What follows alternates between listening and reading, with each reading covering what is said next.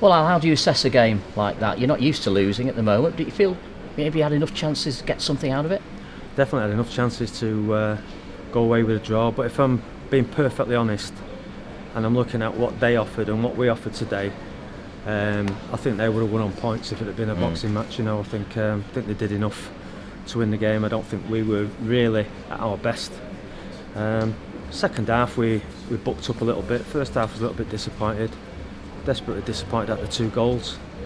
We've not conceded them sort of goals for a while, so all in all okay, but then, you know, getting beat 2-0, not a good result for me. Did you need one of those chances to go in, perhaps Mark Lees with the one that was cleared off the line, or Ian Howard with the right foot effort over the bar? Well, we had, I think there was about another two or three on top of the ones you've just mentioned, all of which, you know, I think were decent chances and there to be buried, but we didn't take them.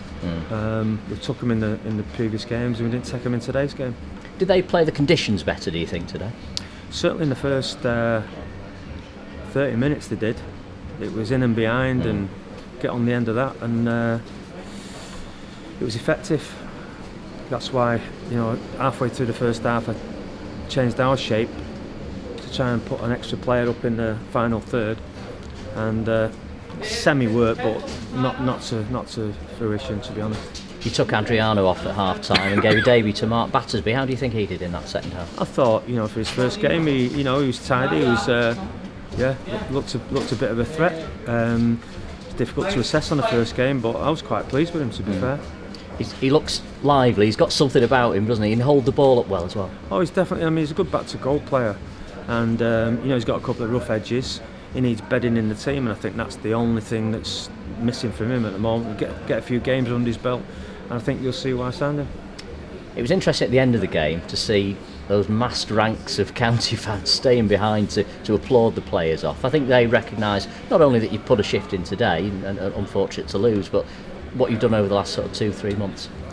Well, they're a bit like me, you know. The expressions on the face tell everything, and they appear to be happy with what we've done over the past few games, and they certainly wasn't disappointed today.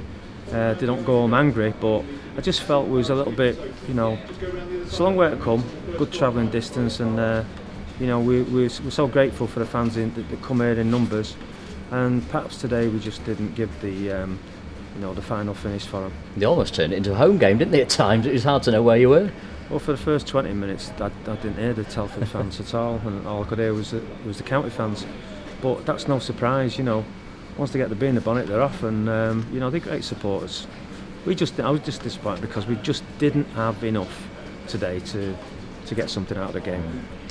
Well, you're back at Edgeley Park, of course, the comforts of home next week for a home clash with Solihull, who've beaten Hensford today, so maybe they're sort of resurgent, going back towards the playoffs, so it's going to be a hard game, that one.